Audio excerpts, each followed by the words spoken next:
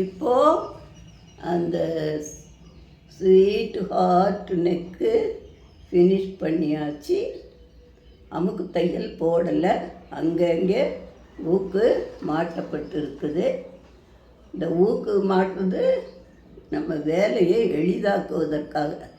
ஒரு துணியை விட்டு ஒரு துணி விலகாமல் அவசரத்துக்கு பிடிச்சிக்கிட்டு இருக்கோம். அங்கங்கே எவ்வளவு தேவையோ அவ்வளவு ஊக்குகளை மாட்டிக்கிடலாம்.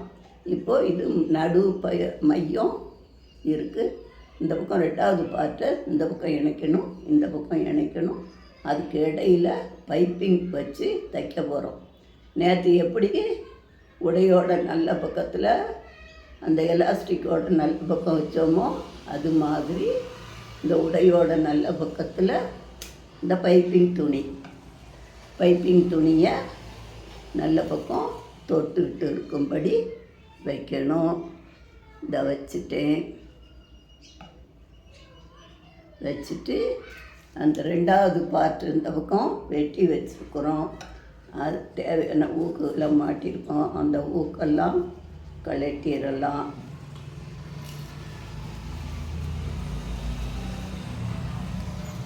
ஊக்கெல்லாம் எடுத்துட்டு இதுலேயும் நல்ல பக்கம் இருக்குது, உள்ளே இருக்கிறது நல்ல பக்கம். அப்படிங்கையில் இதுவும் சேரும். நல்ல பக்கமெல்லாம் மார்க் பண்ணி வச்சிடணும். இப்போது 1வது பார்ட்டையும் 2வது பார்ட்டையும் நம்ம இணைக்க போகிறோம். இணைக்கிறதுக்கு முன்னாடி பைப்பிங் வைக்கிறோம். அதனால் இது பைப்பிங் ஃப்ராக்கு அப்படின்னு பேர்.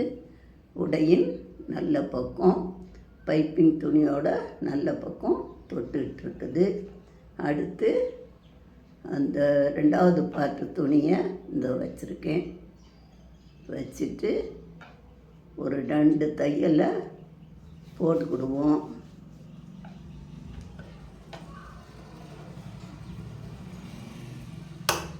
இங்கிட்டும் வைக்கையில் விலகும். பட்டு துணி இது, பட்டு துணி. அதனால் நம்ம விலகும்.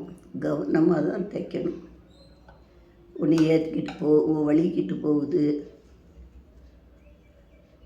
ஒவ்வொரு கட்டத்துலேயும் கவனமாக தான் தைக்கணும்.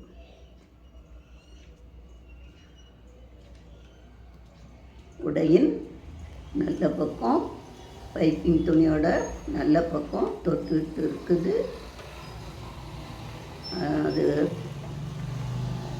அதுக்கு மேலே 2வது பார்ட்டு துணியை வச்சுருக்கேன்.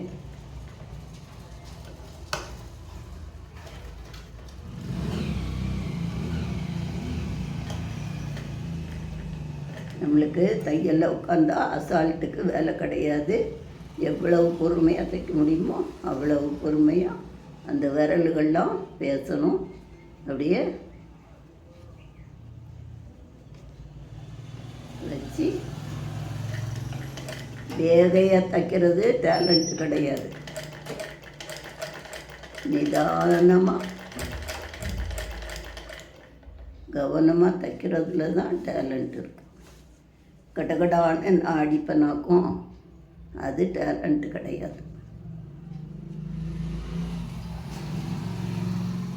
மைனூட்டாக செய்கிற வேலையை மைனூட்டாக கவனமாக தான் செய்யணும்.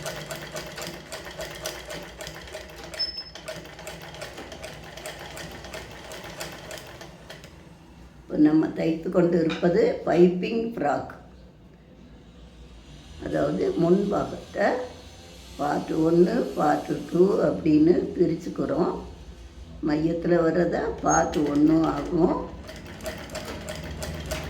அப்புறம் இந்த பக்கமும் வர்றதை பார்ட் 2 ஆகும். வச்சுக்கிட்டு அந்த பார்ட் 1க்கும் பார்ட் 2க்கும் இடையில பைப்பிங் துணியை வச்சு தைக்கிறோம். அதனால் இது பைப்பிங் ஃப்ராக் அப்படின்னு சொல்லப்படுது. இப்போ உங்களுக்கு நான் எளிய மெத்தடு தான் எளிமையாக காமிக்கிறோம். இந்த பக்கம் லைனிங் வைக்கணும்னா அதையும் கவனித்து வைக்கணும். ஒரு ஈஸியாக ஒரு கவுனை எப்படி தைக்கிறது தான் நான் சொல்லிக் கொடுக்குறேன்.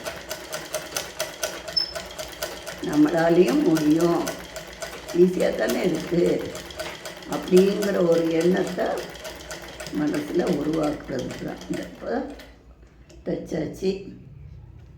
அப்போ எடுக்கணும், இடையில ஏதாச்சும் ஒரு பீஸை கொடுக்கலான்னு சொல்லியிருக்கேன்.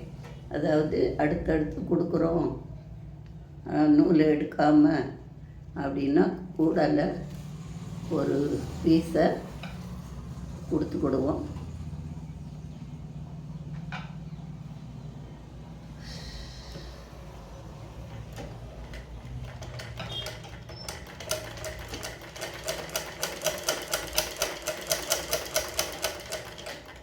இல்லைன்னா நூல் ஊசியை விட்டு வெளியேறிடும், அப்புறம் கோர்க்கிறது டென்ஷன் ஆகிரும்.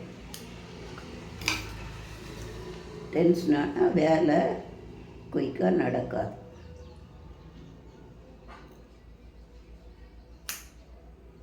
ஒரு பக்கம் தைச்சிருக்கோம், காமிச்சிட வேண்டாம். இந்த பாருங்க, 1வது பார்ட்டு, அது கூட இந்த 2வது பார்ட்டு. இப்போது பைப்பிங் துணி, இப்போது பைப்பிங் துணி இந்த பக்கம் திரும்பணும், இந்த 2வது பார்ட்டு கூட திரும்பணும். அப்போது அந்த சிலும்பலில் நல்லா ப்ரெஸ் பண்ண உங்களுக்கு நல்லா தெரியுதுன்னு நினைக்கிறேன். பைப்பிங் துணி இந்த பைப்பிங், இதில் பைப்பிங்குக்கு முக்கியத்துவம் கொடுக்குறோம். ப்ளூ கலர் கவுனு, அதில் நான் பைப்பிங்க்கு இப்படி கொடுக்குறேன், இதுக்கு முக்கியத்துவம் கொடுக்குறேன். அதனால் இதை மட்டும்தான் தூக்கலாக காமிப்பேன், வேறு டெக்கரேஷனுக்கு வைக்கக்கூடாது. அப்போ இது டல் அடிச்சிடும். இது இன்னும் நல்லா ஓரமாக தள்ளி தைக்கலாம். இப்போ உங்களுக்கு காமிக்கிறதுக்காகவே எல்லாமே கொஞ்சம் கொஞ்சம் இது பண்ணி தைக்கிறோம். அந்த 1வது பார்ட்டுக்கும் 2வது பார்ட்டுக்கும் இடையில வெட்டப்பட்டு அதை பைப்பிங் வச்சு தைக்கிறதுனால இந்த கவுனு பைப்பிங் ஃப்ராக் அப்படின்னு பேர் வருது. இந்த ஹார்ட்டுக்கு பேர் ஸ்வீட் ஹார்ட் நெக்குன்னு பேர்.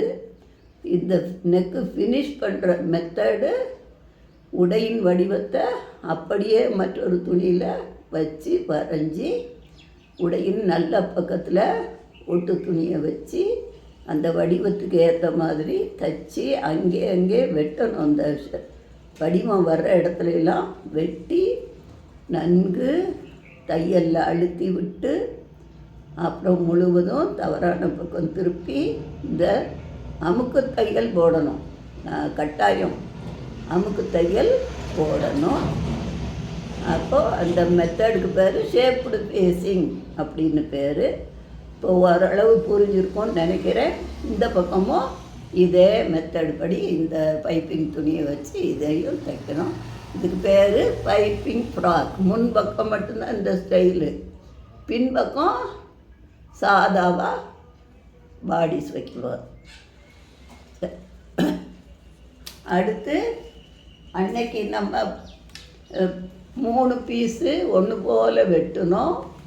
அதில் ஒன்றில் மடித்து தைக்கிறதுக்கு துணி விட்டுருந்தோம், அதனால் அப்படியே மடித்து தைச்சிட்டோம். அப்புறம் ஒரு துணிக்கு பற்றாக்குறை இருந்ததுனால உள்ள ஒரு துணியை ஒட்ட வச்சு இந்த ஃபேஸிங் மெத்தடு நல்ல பக்கம் வச்சு தவறான பக்கம் திருப்பி தைச்சிட்டோம். வெளியே தெரியலை. அப்போ இது ஃபேஸிங் மெத்தடு. இப்போது அந்த உள்ள அளவுக்கு இது ஈக்குவலாக வந்துருச்சு. அடுத்து ரொம்ப குறவடியாக இருந்துச்சு, அதுக்கு பைண்டிங் மெத்தடு. அந்த உடை துணியிலேயே வர்ற மாதிரி 2 மடங்கு எவ்வளவு குறையுதோ, 1 இன்ச்சு குறையுதுன்னா 2 இன்ச்சு தையலுக்கு ப்ளஸ்ஸு 2.5 இன்ச்சு எடுத்து நல்ல பக்கம் ஒட்ட வச்சு தைச்சி அப்புறம் பாதி நல்ல பக்கமும் பாதி தவறான பக்கமும் இருக்கும்படி வச்சு தைச்சி அது பைண்டிங் மெத்தடு. இப்போ பைண்டிங் மெத்தடு, ஃபேஸிங் மெத்தடு, மடிச்சு தைக்க 3 தைச்சிருக்கோம். 3 இப்போ ஒரே லெவலுக்கு வந்துடுச்சு. அப்போது நம்ம தையல் கலை படிக்கிறதுனால என்ன யூஸு? எங்கே பற்றாக்குறை இருக்கோ அட்ஜஸ்ட் பண்ணி தைக்கணும். அதே சமயத்தில் அட்ராக்டிவாக ஃபேஷனை உருவாக்கணும். என்ன ஃபேஷனை நம்ம புதுசாக உருவாக்குறோன்னு உருவாக்கணும். நம்ம உருவாக்குறது எல்லாமே புது ஃபேஷன் தான். அது கோளாறு இருந்தாலும் நிவர்த்தி பண்ணினா ஃபேஷன் உருவாகும். எங்கு பற்றாக்குறை இருக்குதோ அங்கே ஸ்டைல் உருவாகும். இதுதான் மெத்தட். நன்றி நேயர்களே.